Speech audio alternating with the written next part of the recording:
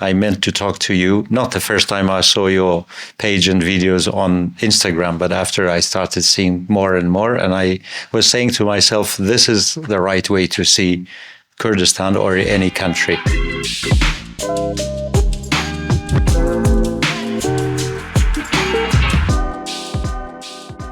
Am I right to see on a motorcycle? Yeah. The world is in front of you. It's the best way. Yeah.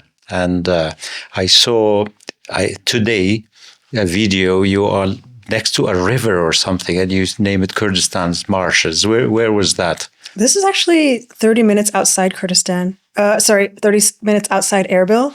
So I was surprised. I didn't research or anything, but it's one of those things where you drive by and you're like, what is that? Is that a marsh?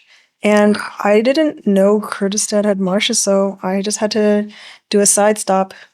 Yeah, that's exactly why I said marshes. We usually think of southern Iraq when you think of marshes. They have huge marshes. But I guess, yeah, wetlands is a type of marsh anyway. But you film most of it anyway with your GoPro. And yeah, you have the other cameras that don't need permission. Yeah, I just have my GoPros. Yeah, that's good. And so how long have you spent now in Kurdistan? You were just telling me earlier that you don't want to do quick trips of one place or come back to it. You would rather see a country in one go than move on. I think I've been here 6 months in total. 6 months? Yeah. Wow. The first few months I was riding the north, just exploring. I came from Turkey to Zaho, and from there to Duhok, Almeria, Barzan, and all the way to Haji Omaran, and then down to Suleimania and Halabja. And now I'm in Erbil. I kind of still go out and explore, but I'm using Erbil as a base for now. As a base, nice. And the areas you just mentioned, I wonder always for someone who rides a motorcycle, do they prefer flat roads? Do they like mountain scenery? How is it? Is there one that's more enjoyable or more difficult than the other? I like to alternate. So we call them technical. So there are technical roads. I haven't seen any in Kurdistan where you're super concentrated. You have to turn and be really focused to stay within your line. And that just takes a lot of energy after 30, 40 minutes of hyper concentration. So after those type of roads, sometimes those are off-roading too, like on dirt and gravel. So those for me take a lot of mental energy. And I like to alternate after something like that. I like to go flat and straight for a little bit. But my favorite are big sweeping mountain roads. They're just nice, gentle curves. That's nice. So one of my brothers is an avid cyclist, and he says it's always hard to go up a hill or a mountain, but the reward is when you go downhill on the other side. Is it the same with a motorcycle, or it doesn't really make a difference? Luckily for motorcycles, it's gas powered, and I don't have to put in the energy to do this. Yeah. I can just roll the throttle, so that doesn't make a difference to me. But I would say what's worth it is just the views. I feel like I've become a old person who just enjoys good scenery. And no matter where I am, if I'm in a valley, top of the mountain, at a river, I just look at it and enjoy it. That was part of your plan to see nature, explore places, or you were chasing some dream, as it says on your page, or then it became part of the fact that you explored these countries' nature? I want to see everything. I want to see old archaeological, historical places where I learn about a country or region's history thousands of years ago and how they came to be. I want to interact with people where we don't speak the same language.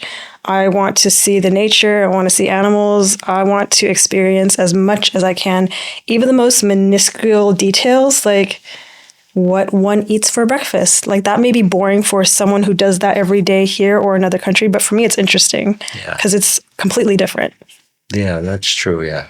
And you do a lot of that, I guess, even though I don't think if someone doesn't get to see everything in your videos, I'm sure behind the camera you do see those small details. I mean, It's interesting because what's interesting how do I say this? I don't think every part of my day is interesting to viewers, such as every single meal I eat or where I drink water from or where I pump gas from.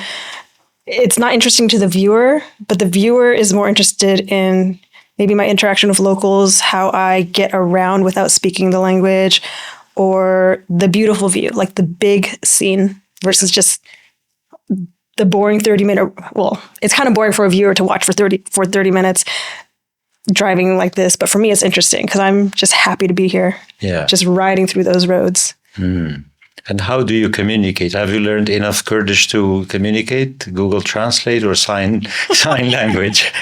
I've developed a universal sign language, like, hi, how are you? Can I have one? Can I have two? Please, how much? Every country I go to, I pick up some words. It's always hello, thank you, you're welcome. And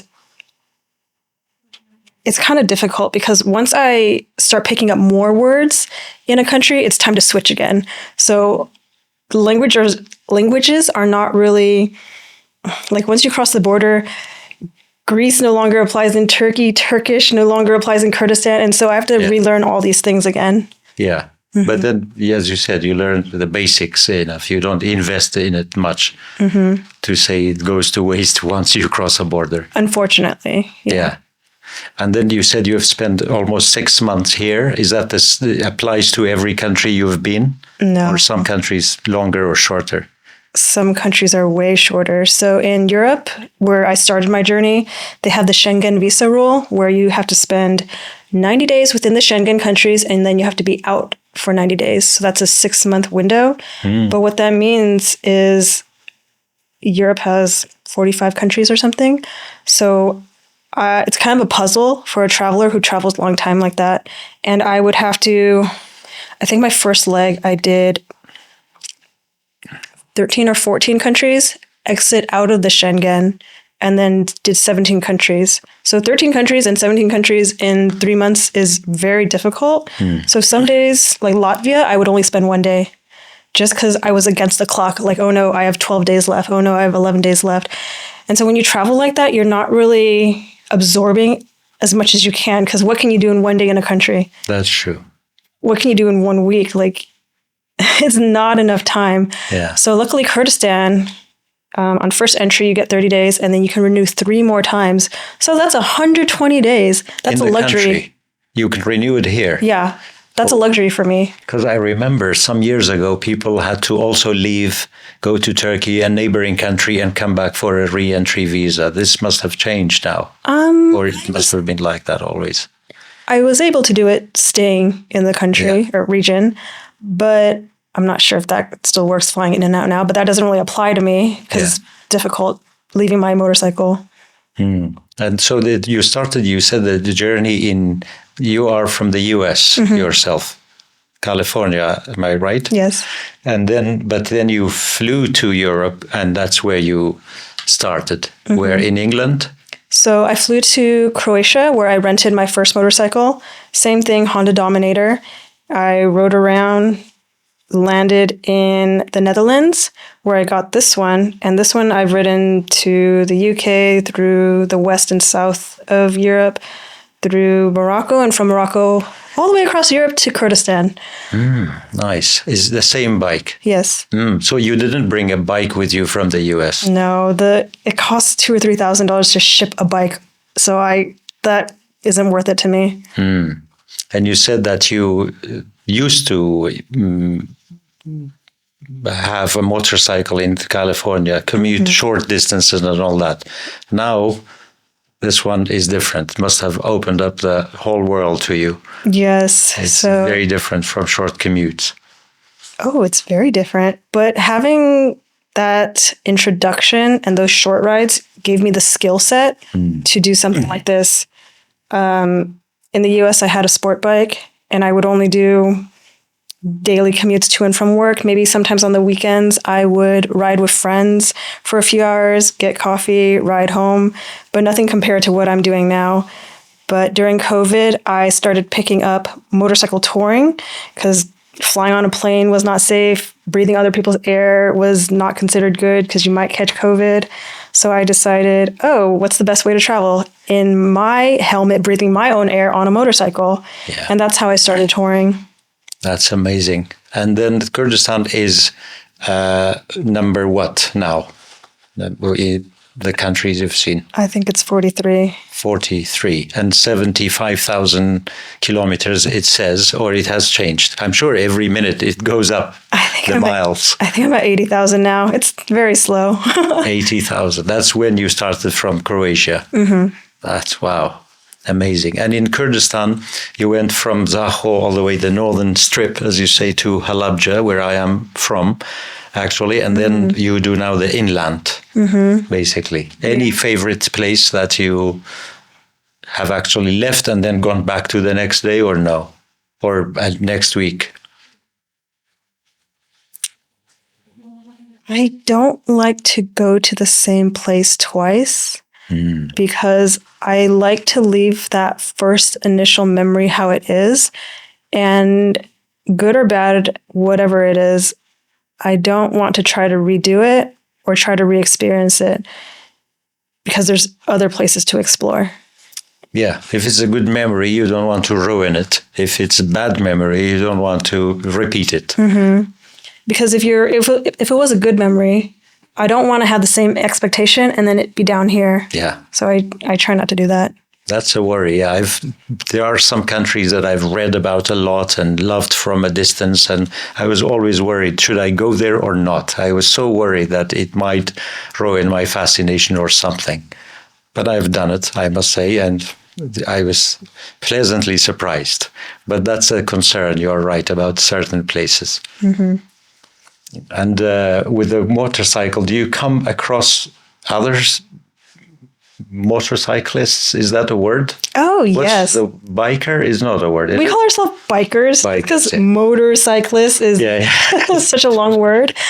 We're kind of like a magnet for each other. It's like, I didn't know this when I first started, but once you enter the motorcycle world, you're part of this international community that watches out for each other.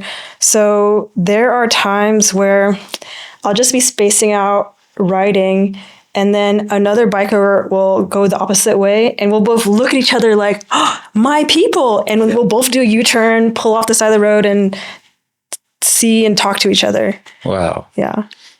Yeah, I've seen that actually with other bikers on YouTube and Instagram, that they come across each other in the most remote place or in Africa or somewhere.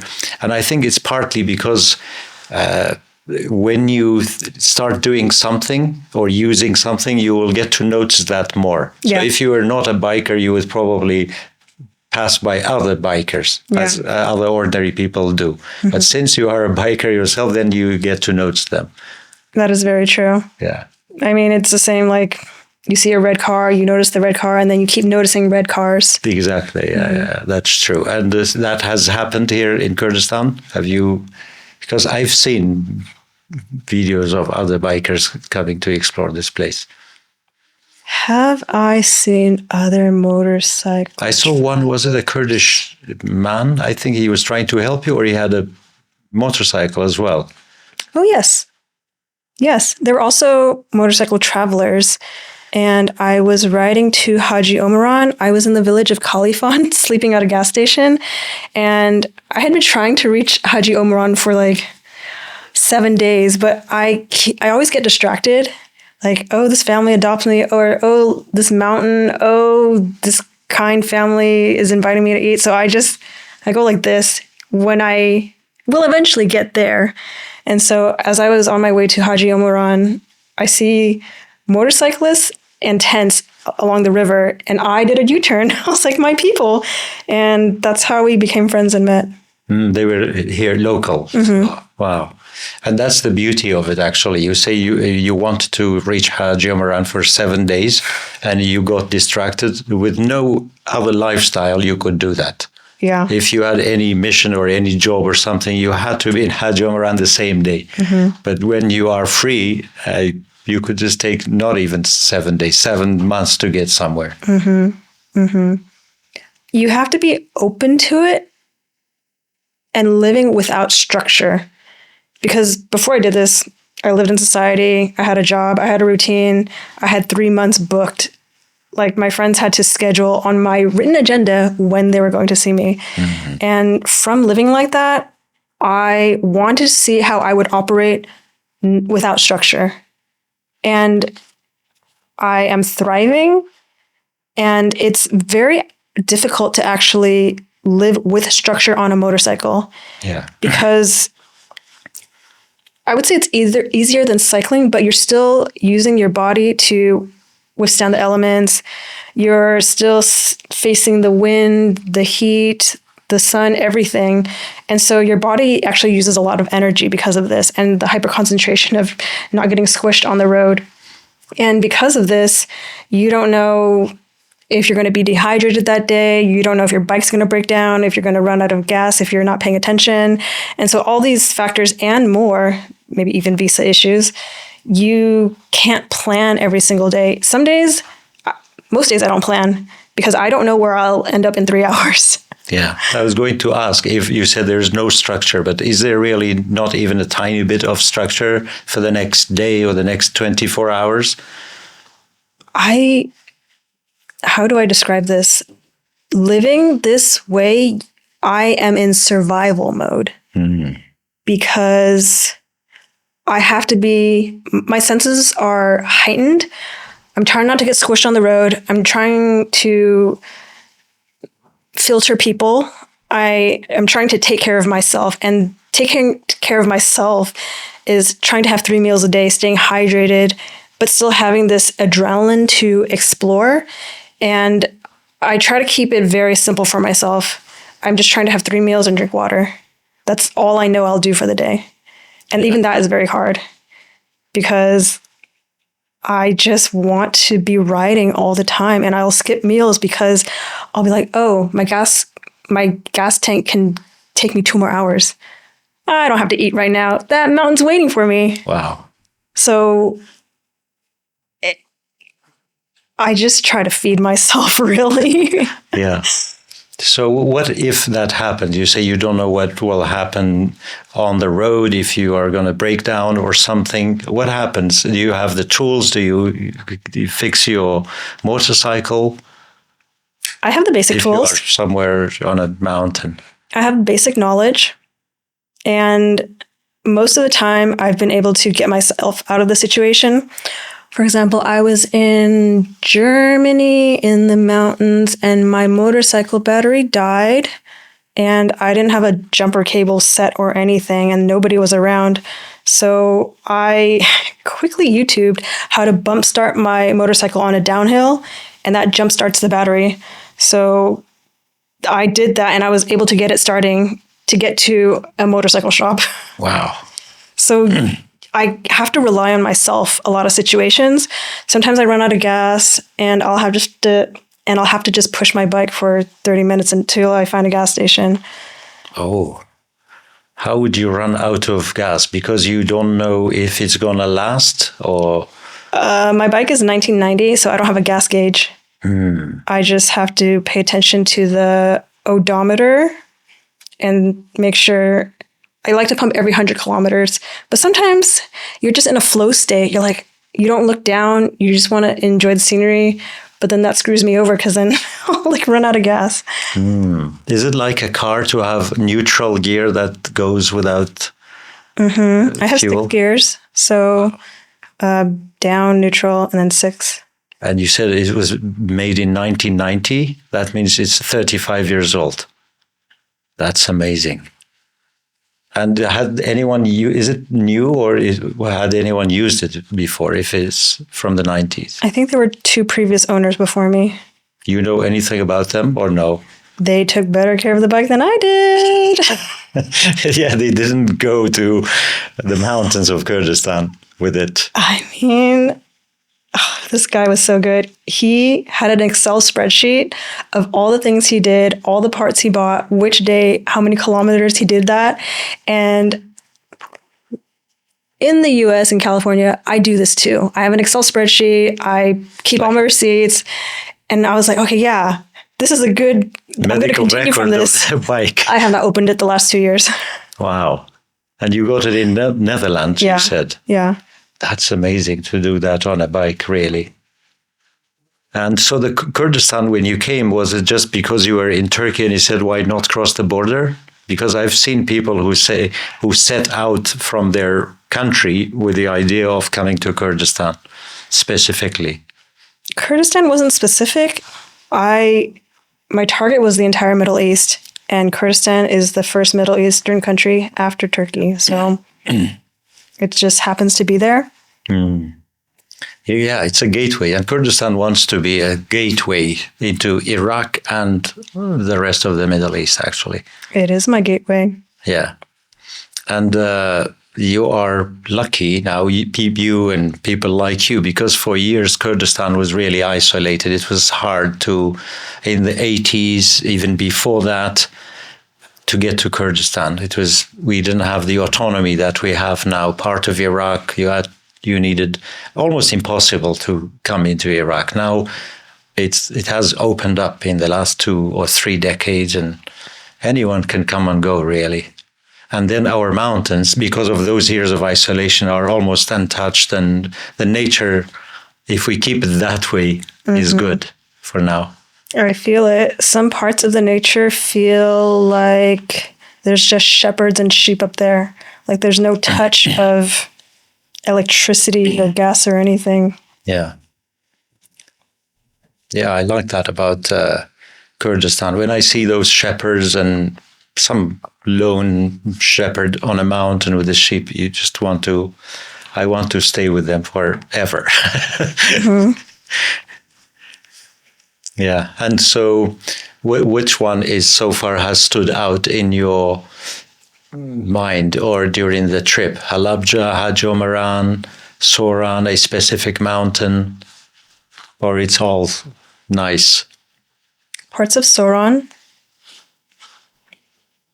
Some parts of it feel like Avatar. Like there was one part where I'm riding by a river and there's these strange looking cliffs. Like it's not just a rock face that's straight up. There's texture, there's 3D elements to it. It looks almost like bulbous. I think my favorite place in nature, it's closer to the border past Halabja. I can't remember the name, but it's absolutely wild. Like the river is turquoise. You are climbing big rocks to get a closer look. And I mean, if you look up into the mountain, you can see, I don't know if they're Kurdish or Iranian huts, but you're very close to the border. On the other side. Yeah. Yeah, I know that's Sirwan River. As a child, I was really scared of that river with my family. Once we fled Halabja in 1987, and other times I had seen it. So you walk alongside a very rugged, tall mountain. I could not look down. I have fear of height. And then the river in the bottom, as a child, I saw it as really something scary. That river is powerful. It's very greenish. And It's not a stream. Yeah. It'll sweep you away. Exactly. It's very powerful. And at some point it becomes a lake, Derbandi Khan, near Halabja. Yeah, there's a dam that holds back the river. I missed it. Yeah. And that's also the pomegranate, the area you talk about is the pomegranate capital of the Kurdistan region. Hawraman, Halabja, the mountains alongside the river, actually, the villages produce the best pomegranate, which is the season next week. I'm ready. Yeah, Halabja Pomegranate Festival is 1st of November. In case you think of a destination. It's so far. It's such a far ride. We'll see. It's like 4.5 hours for me, I think. Yeah. Do you spend any time, every time you stop somewhere, you spend it with a family or someone, or do you have a camp alone, a tent, or you make sure you are always somewhere near civilization? I like to alternate. I like to alternate between getting adopted by families just to embrace the culture. But I also like to go in nature and just be blown away by it. Like, I like to wake up to silence and there's nobody around me except the wind. That's like one of my favorite things. That's amazing. Yeah. What do they think of your lifestyle? Who's they? The people, like, so you meet in these places. Everyone's really happy. They wave at me. They're smiling at me. Everyone's been very, very kind. They're surprised. And one of the first questions I get is, where are your friends? Are you by yourself? Are you alone? And then I kind of joke around like, yeah, I'm alone. Wow. Yeah, that was my point. They must think like, how can someone do that, come from so far away and ride a motorcycle across Kurdistan? People are surprised, but they're very friendly. Wow, that's incredible. And then I'm sure it's not without its challenges and obstacles and stuff. Now you have a lot of following, I must say, in the Kurdistan region. And just here you met a few people who said they've seen you on Instagram and YouTube. And then some of the videos people still remember. One of them is when you go to renew your visa in Suleimania. Even though it has been seen, I don't know if you want to talk about it or not, but it was frustrating even to watch. I mean, the moment you mentioned it, I just feel like this... You don't want to go back. Stress of shadow and PTSD seeping through my body. Did it get resolved in the end, I should ask? After blood, sweat, and tears and some throw up. I'm happy to talk about it. So after rushing through Europe, I want to stay as long as I can, where I can, when I can renew my visas. And so in Suleimania, I thought the process would be a 5-minute piece of paper. They would take my picture, they would have me pay some fee, I don't know, and I'd be out the door in 5 minutes. But when you don't speak the language, when you don't know that the place on the website is incorrect, and people are trying to do their best to help you, but there's just a language barrier. It's very difficult. So I was just sent to, 5 or 6 different offices, and either they didn't understand what I wanted or I didn't communicate it clearly enough with my hands. I just kept being sent around the whole city of Suleimania to these incorrect offices. And it was just an absolutely mind-numbing experience because I did this in the summer, so it was like 100 degrees Fahrenheit is like 38 degrees Celsius. So it was just very hot, especially when I'm fully geared on my motorcycle wearing all black, and I had stomach poisoning. So all these combination of factors, it was just very miserable for me. And when I finally found the office, you guys have Friday, Saturday off. Yes. And that was new to me. And so I had to come back. You found it on Thursday evening? I think so. Something like that. So I had to come back. And then once I actually got to the office and it was open again, thank goodness everyone knew just enough English to tell me, go to office number 2, go to this person on that second floor, because I must have went to 10 different people and I don't even know what they did. Signing some paper, bringing this paper to someone, getting that stamp, bringing it to some other office, just going around the whole building. To this day, I don't know what was written or what I did, but I got my visa and that's all I care about. That's nice. Wow. Yeah. It finally, when you find it, it takes some windows and different floors to really do it. Yes. And they did it for a few months, I hope, to be worth 30 days. 30 days? Yes, each one is 30 days. That's nice. So that's one of the things that was really captivating, that day of your life in Kurdistan. I got to experience what it was literally like to be a Kurdish person. not just taking pictures and saying hi and moving. I experienced the bureaucracy. And even though it was frustrating, I'm glad to have that experience into people's actual lives. Yeah. Yeah.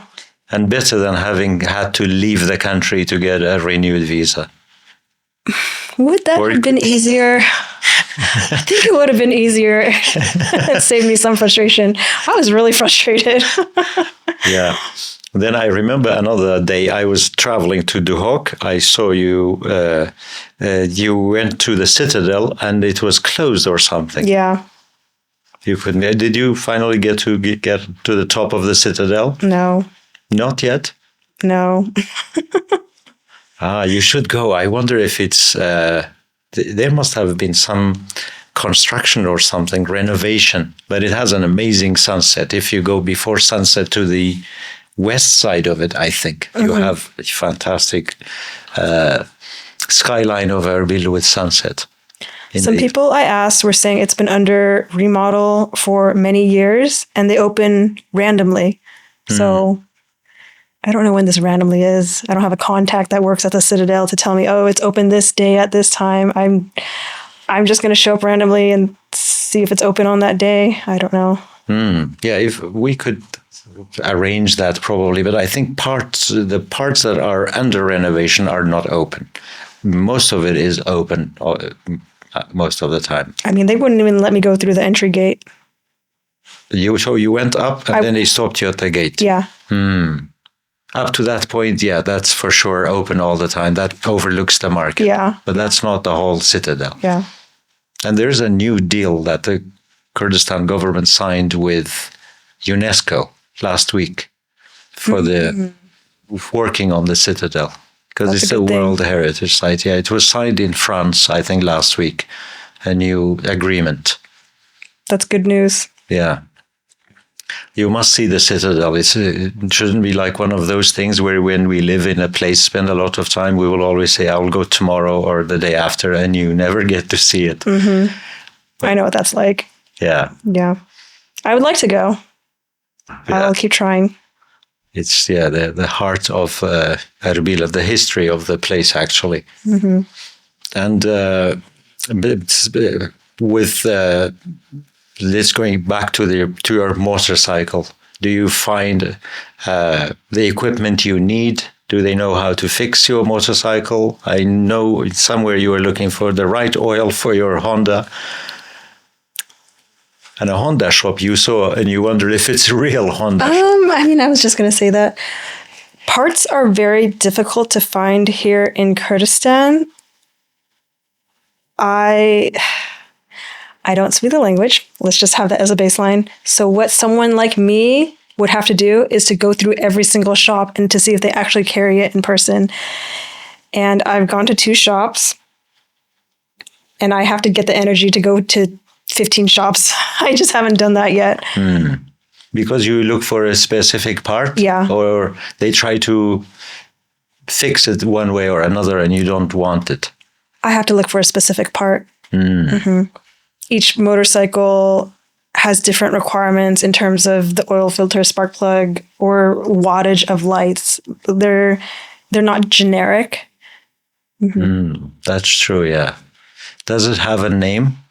My motorcycle? Yeah. Her name is Freya. Freya. Yeah. And Freya is the Norse goddess of war.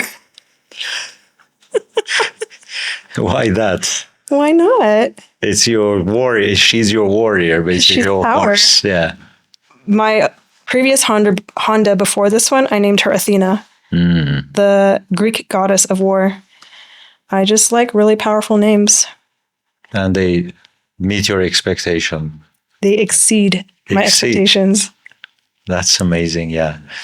And so did you think that you will do this one day when you sit to think that this is the world that, because you were telling me earlier, probably like this is the best world now, and you can't imagine going back to an office job, meetings, minute notes and stuff like that? I go through waves of this. The best way I can describe it is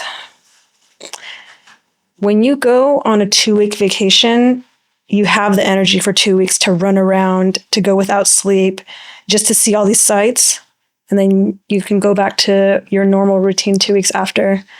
But, today's my 4-year anniversary of being on the road. Today? Yeah. Congratulations. Wow. Thank you. So when you do this for so long, not even 4 years, let's just say 6 months, I still have the curiosity and energy to want to see everything. I see time as a limited element and I don't want to waste it. So when I'm in a city, I need to see as much as I can, or in a country. But what this does, we all have limited energy as humans, and you can't do this for 6 months. And so I'll crash. I'll just want to sleep for a week. And it happens more often now that I've been longer on the road. Like in Morocco, I took a 3-month break. After exploring the country for 3 months, just because I was so tired. Yeah, you deserve it. Yeah. And during those times of rest, I'll kind of question my why. Do I still want to do this? How long do I want to keep doing this for? Do I want to go back to work? I kind of want to work my brain in that way professionally, you know? And it's not a straight line of I'm always going to adventure. I'm always going to be on my motorcycle. I do have moments of reevaluation of what I want to do and how I want to do it. And that has kind of transformed, where before I was going very hard, very fast, and my body was paying the price. I lost a lot of muscle. I lose a lot of weight on the road. I get sick sometimes. And now I travel a lot slower to try to find a balance. And I enjoy it better because I'm not rushing through a country or region because of visa issues. Like, I can take my time camping. I can spend a day or two more. I can spend a day or two more with this family, or whatever it is. That's a good point, actually. I didn't think of that, because you would think of a biker to be always on the move. But that's a good point, to slow down sometimes, take 2 or 3 days off with a family or something. I didn't think of that. It is necessary, yeah. I had to learn it. Yeah. Yeah, that's true. Can I ask what you did before this new life? I was a normal person. I worked in architecture. I went to university. I worked for 10 years. I climbed the corporate ladder to a more senior position. And then I decided I wanted to be a homeless motorcyclist. Wow. You never know. It took you that long to realize this is the life. I joke with, sometimes when I go camping, wherever I am, like Greece or Morocco, whatever, whenever I go camping, I have the mentality to leave a place better than when I found it. So I pick up trash around me. But as I'm in these moments of picking up trash, I'm like, I worked really, really hard in the US to pick up trash in Morocco, to pick up trash in Kurdistan. Yeah, well, this one is voluntary. Yes, I'm happy to do it. Yeah, you do it yourself. Yeah. Yeah, I don't think you will be able to go back to that life. I don't know. Once you see, because I was reading the biography of David Attenborough, the British naturalist and documentarist. In his book, he says in the 60s, I think, or 70s, he goes to the jungles of Borneo in Asia. And he says it takes them a whole day to climb up a mountain to a cloud forest. And he says, when I reach the top and look down, I say to myself, if I ever thought of having an office job from this moment, I realize that I will never have an office job to see that. So there are moments of realization that you can't go back. Your riding around the world is that moment on the mountain. I never thought I'd be doing this for 4 years. Really? Yeah. Before I started, I allotted in my head 1 year for Europe, 1 year for the Middle East, And now that I'm creeping up on maybe even almost 5 years, I don't feel like I'm done because the world is so big and life is so short, but that it's a trade-off because I left all my friends and family at home. They're having kids. These kids are growing up. I've missed so many birthdays. I'm sorry, my friends. I forgot their kids' names because there's been so many popping out that I haven't been there to witness their birth or their birthdays. So I am faced with this contradiction, choice of how long I want to live my life for and not be there and experience this other life that I have on the back end. Yeah. And with this life, I would have to go back to work. I can't just like live in my tent on the street. They would arrest me. I can't do that in California. So if you decide at some point to go back to work, will it be to make some money to restart this? I feel like that's what it would be like, because I already know sitting at this desk under this fluorescent light with all these cubicles around me, I would just remember like where I was last year or the year before, what I had accomplished. And I'd be like, click, click, click. No, this is me now. Exactly. I know that. You will be looking at maps for your next trip. I don't know. I'm open to anything. So you haven't seen them in 4 years, or have you gone back at some point? I went back the first and second year. I haven't gone back the last 2 years. So you missed many of your friends' birthdays, their children's birth. How about your birthdays? You must have had each one in a different place. I have. And I have a different appreciation for my birthdays now. In the US, I would throw really big parties. I would do 3 things. I would either throw really big parties, really big barbecues to force my friends to be around me, or I would make them volunteer with me. So they were really big events. And now that I'm alone, I'm just thankful to play badminton, read a book in a hostel or in my tent alone, have a good meal for that month. And it's kind of evolved from big, extravagant, extroverted events to the simple pleasures in life of my own company. And just being grateful I can be in some obscure country reading a book. That's such a great point. I think it's nicer. People should really celebrate their birthdays alone. It's a day of reflection. Or something. If you are in a crowd and a huge party, you would forget it's your birthday. But if you sit on a cliff somewhere, as you say, under a tent, and it's your birthday, probably you'll think more and reflect more. Because in society, your decisions are influenced by what other people want you to do. But now, when I'm alone, even if it's a hard day, I'm exactly where I want to be because I've worked so hard to get here. Yes. I've ridden so many kilometers or miles, underwent so many visa custom issues just to be in that point in life, whether it's a gas station or some valley or anywhere. Yeah. And some people I've seen, they gather flags or stickers or things, fridge magnet along the way. Do you gather anything or you gather memories? I gather memories, but I also gather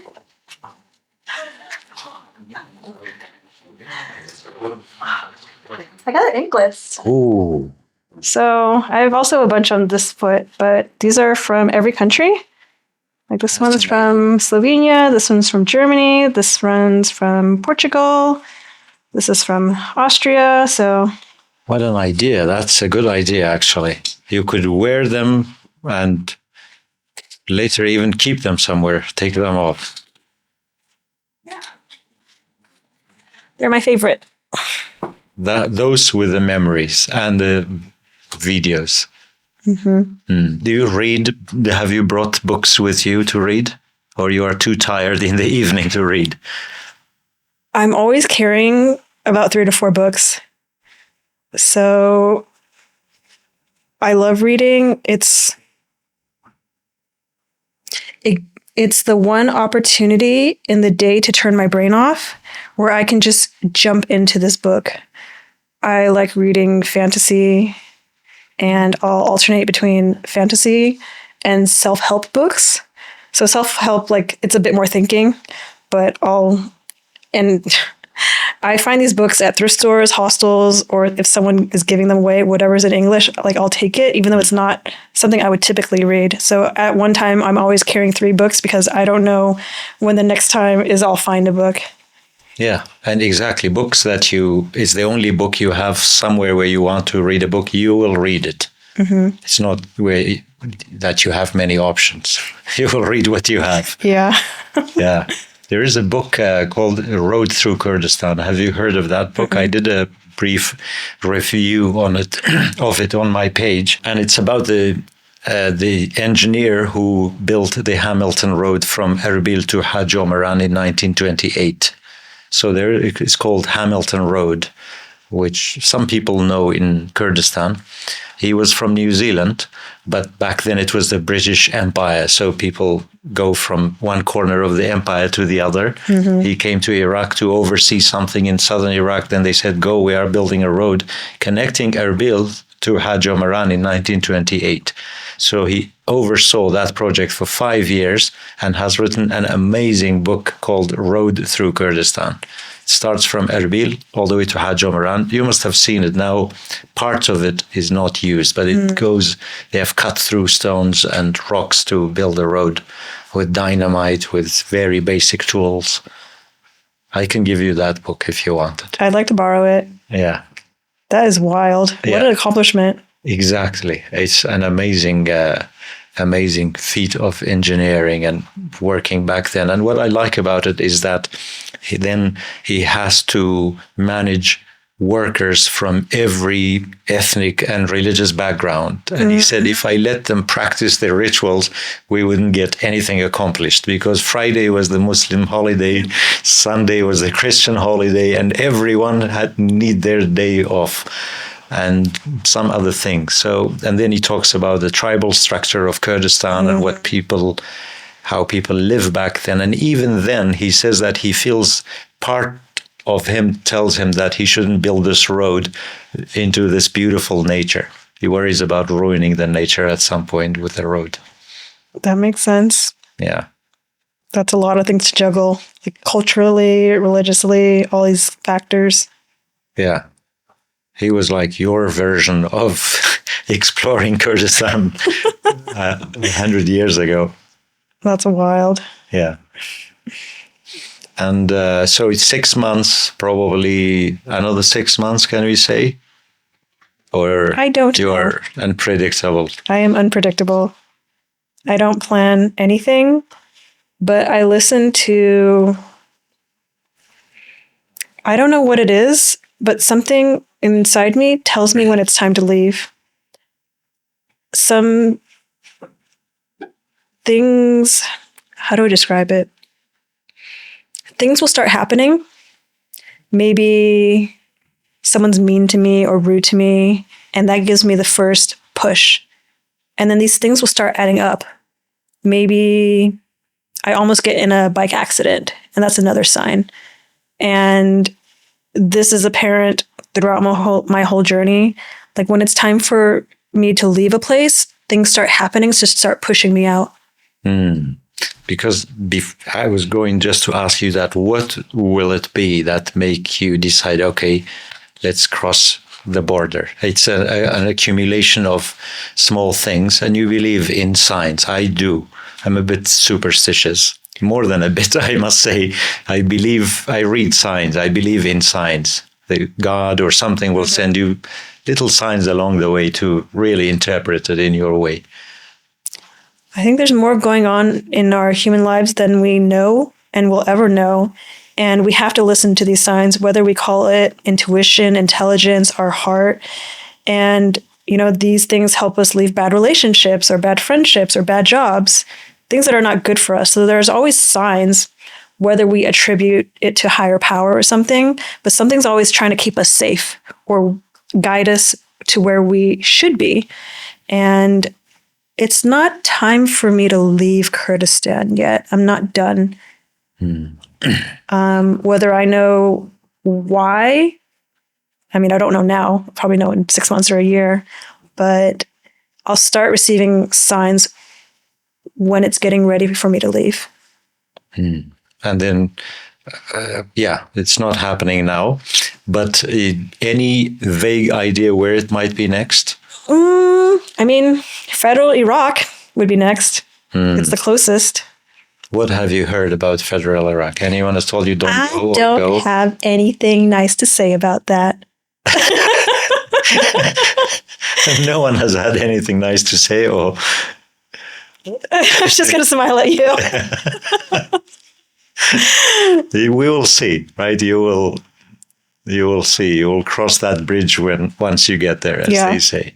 Yeah. No, I lived in Baghdad for almost 3 years and went to the rest of Iraq. I've seen, except for 2 cities in Iraq, I think I've seen the whole country. And I love the landscape and desert and whatever it is. I love every topography, every nature, every climate in the world, and in Iraq and Kurdistan as well. I'm looking forward to it. Yeah, I'm not encouraging you to go yet, but I think you will enjoy it as well. And as you said, the world is, once you started doing this, you realize, wow, the world is very big, but at the pace you are going, it will take you a while to see the world. I mean, there's motorcycle travelers that do round the world trips. I don't think I will do that because it would take me 30 years, because I'm not doing it just to do it. I want to absorb as much information and culture and experience as I can. And if you do it like that, I just don't have a goal to do all that. Yeah. You don't have a checklist to, Iraq, Turkey, Kurdistan, one after another. I'd rather see 10 countries in detail than 50 quickly. I would say Europe, I had a checklist, but after experiencing that, I'm glad I did it, but I don't want to experience the rest of the world like that. Yeah, that's a good point. With motorcycles, I don't know how to ride a motorcycle, but actually I must say something. In my travels, and I learned this in Bangladesh, I must say. I went to Bangladesh and the traffic there was really bad. I couldn't go places. It would take hours to go anywhere. On my last day in the hotel, the guy at the receptionist in the hotel said, "What did you think?" I said, "Things are amazing and nice, but I wish I could see more, but I can't because of traffic." He said, "After my shift ends in the night, come ride with me on my motorcycle. I will give you a tour of Dhaka, the capital." From then on, every country I go to, I make sure I ride with someone on their motorcycle. I did it in Uganda, in Rwanda, in some other countries. It's the best way, one of the best ways after cycling, I must say, to see a place. So I learned that there in order to explore whether there's traffic or not, at some point, get on a motorcycle behind someone. So my point was that I always thought, because of the helmet and this machine and all the fuel and focus, as you said, bikers might not see much or observe much. Is that right or wrong? Am I right or wrong? You are right and wrong. I think there's a tier system. So I'd say cars, you don't experience anything. You don't feel the wind, you don't smell the street, you don't hear the people yelling. Yeah. Like, you're just in this box and you're safe. And then the next tier is motorcycles. You feel the heat, you smell the dust, you smell someone's cooking, and you can stop at any time. And then I would say the next tier of real experience is cycling. Yeah. Because I'm not a cyclist, but I feel like it's a lot less effort to turn your bike around in 3 seconds. I need to do a whole U-turn and make sure someone isn't coming this way or this way, because it's a slow turning process. And you go faster, but it's a bit more of a drag to take your gloves off, to take your helmet off, to get your phone out of your pocket, to take a picture, to like dismount your bike, to make sure the kickstand is down so your bike doesn't tip over. Like it's a bit of a process to want to do anything, but I would say it's less than a car and more than a bicycle. Yeah. And with traffic also, I think that what's nice about motorcycles, and I follow an Iraqi cyclist, and he goes to Iraqi cities and he explores different neighborhoods, and he makes his money by reviewing food and stuff while he's still on the bike. And he says, I love traffic. He laughs at people stuck in traffic. Yeah. He says, as a cyclist, traffic is no enemy. Yeah. I think it's true probably to a degree to motorcycles as well. You could Same still thing. navigate and overtake a lot of traffic. Oh yeah, you can squeeze through the spaces that cars can't go through, and you can turn into that, I don't know, sometimes it's not a straight right 90. Sometimes it's a little bit of a weave, and Yeah. You could motorcycles even can do build it. your road if you have to for a short distance. You don't have to be on a main road. You can go off-roading. Yeah, off-roading, exactly. And then when, during the pandemic, I cycled a bicycle. I went to the bicycle market here and bought a second-hand bicycle, and I cycled about 1,500 something kilometers during the pandemic. So the roads were empty. I would go out midnight, 3 a.m., on average 25 kilometers, sometimes 80. My only problem was that other bikers coming the wrong way, delivery motorcycles. Is that what was your problem or during these trips? My only problem was no trucks, no cars. They were really respectful, but always delivery guys going the wrong lane in order not to avoid a U-turn that was 500 meters away. You're making me reflect on all the times I've almost died here. Sorry. I mean, first, I would say Erbil and Napoli in Italy are the worst places I've ever ridden. Napoli feels like they're trying to kill you. And Erbil, Erbil. The cars like to share my lane, and they're on their phone. Yeah. Merging into me. And I'll say I'm on the middle lane or something, and this guy wants to turn and do a U-turn.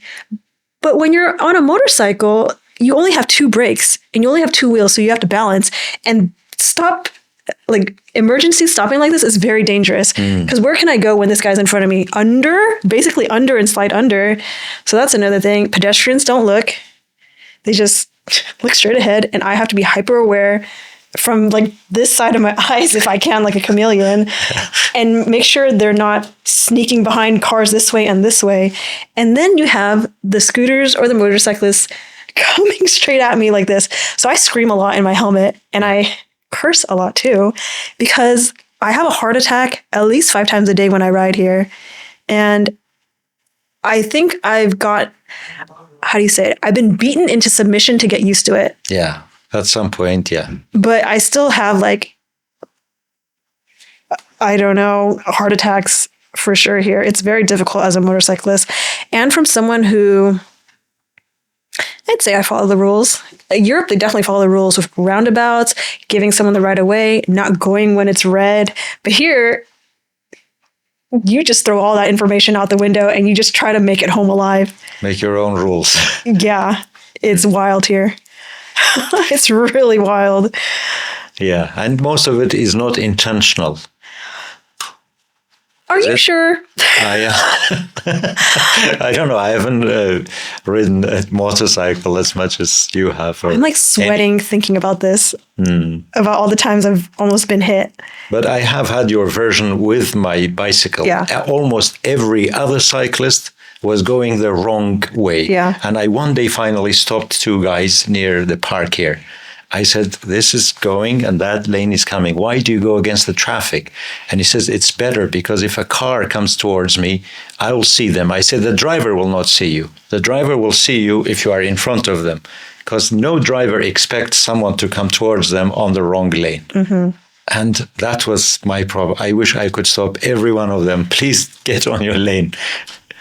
You would do this for the rest of your life to no avail. Yeah. But yeah, I got used to it. And the thing is, I think a small percentage of people who ride correctly, and the other majority don't. So you're fighting against the majority. And unless there's punishment or fines of doing this crazy driving, nothing's going to change. So you're forced to adapt and drive crazy too. Yeah. Unfortunately. Yeah, you go with the flow, basically. Yeah. But I've seen terrible accidents here. Really bad accidents. Cars flipped over. Just, it's bad. Not in any other country has it been this bad. But it is safe otherwise in terms of safety. Because I saw you trying to pick up $46,000 the other day in was it Erbil stock market? Yeah. It was a funny scene, like millions of dinars on a table. I was a fool. Why? I thought since I work out and can pick up my motorcycle, I could pick up that bag of money. I could not pick up that bag of money. Yeah, but if it was in dollars, very easily you could have. It was Iraqi dinars. Yeah. It's just huge chunks and blocks of money. It was two of me. Yeah, I saw that. That's one impression or something that every tourist or traveler talks about, how safe it is in terms of pickpocketing or money in the market and stuff like that.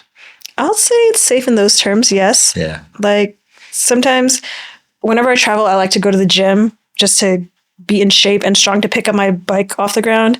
And I'll go to gyms in random countries. So I've been to some gyms here and people just leave their phone out. They leave their phone on the bench. They go work out some machines for 30 minutes, then come back and get their phone later, or their keys or their wallet. And you would never do this in any other country. Yeah. It's very different. I agree, yeah. And so how did you pick that bike specifically? Did you know about that brand, or you saw it and you fell in love? I test rode a few motorcycles before I chose that one. I test rode a BMW GS 310, a Kawasaki Versys 300, a Himalayan 400, and a few smaller dirt bikes. I just found that these were too heavy, too expensive, and I needed something that I could pick up off the ground in the middle of nowhere by myself. Those 3 bikes I mentioned earlier, there was no way I would need 2 people. Plus, that didn't include my luggage, which is another 55 kilos, another me, basically. So I needed something that was affordable, meaning I would be okay if it was stolen. Because, I didn't have a network in Europe. And if that bike got stolen, I would have to buy another one. So a BMW GS 310 new used would be $6,000, but my bike, $6,000. My bike was 1,600 euros. So if that got stolen, I could replace it. Yeah. So I need something that was light, that could do off-roading, that I could pick up easily, that was basically indestructible. And if I had a Kawasaki Versys, I'd feel bad about dropping it because I'd have to replace the plastics. But this thing, she's a workhorse and I don't care. And I can do that to this bike. Like, I don't care if I break a mirror or bend some part in. Yeah. And professional bicycle thieves or motorcycle thieves, they can distinguish between an expensive one and not an expensive one. Oh, yeah. My bike looks like a piece of junk compared to BMWs and stuff. It has taken you 43 countries. Yes. Will she stay with you now for the rest of your trips? I am hoping so. I don't see any reason to change it. Things slowly break down just because she's 1990. Yeah. But you just replace it and she'll keep going.